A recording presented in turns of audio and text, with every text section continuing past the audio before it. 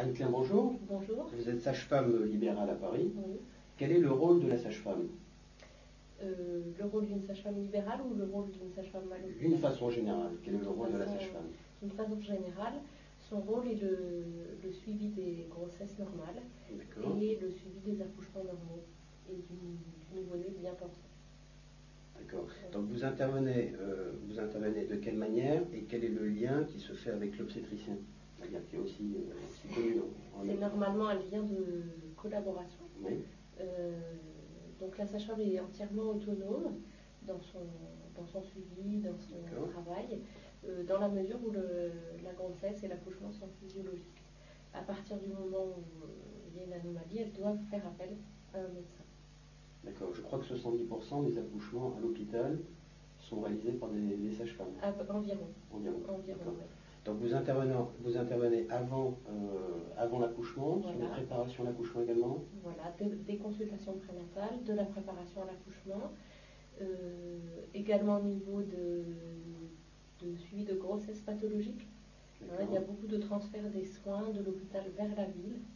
Donc on fait appel à des sages-femmes libérales ou éventuellement l'hôpital a un service d'hospitalisation à domicile où la sage-femme intervient. Par exemple, en cas de menace d'accouchement prématuré, elle peut assurer un suivi, par exemple, toutes les semaines, au domicile de la maman, pour s'assurer de la stabilité en fait de la pathologie.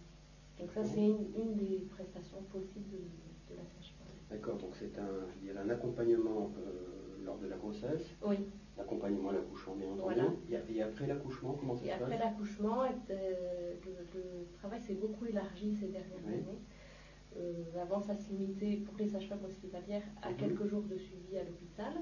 Et puis, donc toujours à cause de ce transfert des soins de l'hôpital vers la ville, beaucoup de sages-femmes se mettent à intervenir au domicile des patientes dans le cadre, par exemple, d'une sortie précoce de l'hôpital. Voilà. Donc ça consiste en fait à faire le suivi de la maman et du nouveau-né, donc toujours s'assurer que finalement les choses sont physiologiques et qu'elles se maintiennent. D'accord. Pour finir, quelle est la différence entre une sage-femme libérale, comme vous dites, et une sage-femme à l'hôpital? Je pense que c'est plutôt au niveau d'une prestation qui est plus globale. La libérale est plus globale.